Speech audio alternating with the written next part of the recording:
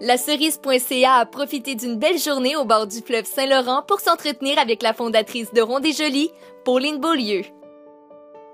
Salut Pauline! Salut. Ça va bien tout d'abord? Oui, ça va bien. La fondatrice de Ronde et Jolie, tu as lâché ton emploi que tu avais depuis 7 ans pour partir Ronde et Jolie. C'est quoi exactement? En fait, j'ai pas lâché mon emploi pour partir Ronde et Jolie. Les circonstances ont fait que j'ai dû quitter et puis que je me suis accrochée à Ronde et Jolie. Ronde et Jolie, c'est quoi? Ronde et Jolie, c'est un mouvement que j'ai créé pour créer un sentiment d'appartenance. Dans le fond, on fait cheminer les femmes vers un équilibre physique, psychologique et émotionnel en passant par l'estime de soi. Puis, qu'est-ce qui a été le déclencheur? Qu'est-ce qui a fait que tu t'es dit, moi, je pars ça, Ronde et Jolie? Bien, au départ, je suis éducatrice spécialisée, donc mon côté éducatrice et aidante m'a comme fait analyser mon entourage un peu. Puis j'ai vu que ce qu'on voyait à la télé, ce qu'on voyait dans les magazines, en fait, c'était pas représentatif de mon entourage, des femmes qui ont des rondeurs. Puis j'ai voulu les mettre d'avant que toutes les femmes sont égales, peu importe le gabarit, l'âge ou la femme, en fait. Là. Comment tu trouves justement l'image qu'on projette de la femme dans les médias? De mieux en mieux, je te dirais. On commence à voir vraiment plusieurs modèles de beauté. On est en train de faire une évolution, je pense. Là, c'est beaucoup mieux qu'avant. La beauté, selon toi, ça part d'où? C'est quoi? La beauté, c'est un tout. C'est ce qu'on dégage, c'est l'intérieur, c'est un tout.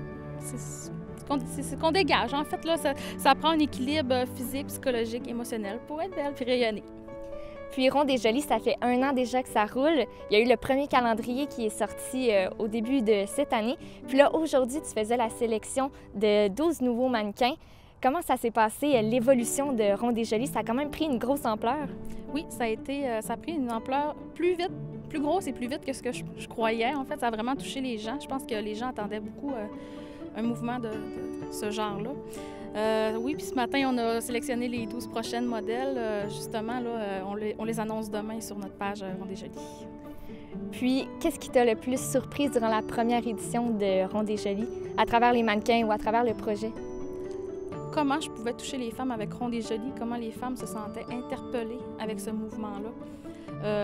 Chaque cheminement est différent selon où la dame est rendue dans sa vie. Puis, c'est cette belle diversité-là que j'aime de Ronde et Jolie, en fait.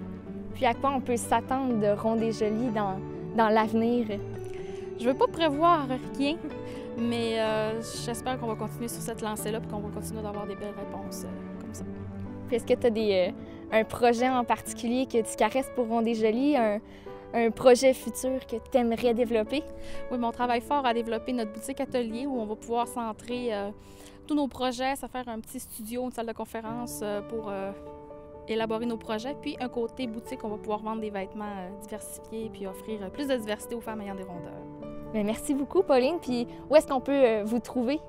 Sur Facebook, Ronde et Jolie, ou encore sur notre site internet www.rondeetjolie02.ca. Merci beaucoup. Merci. C'est fou, c'est fini. Hey, merci.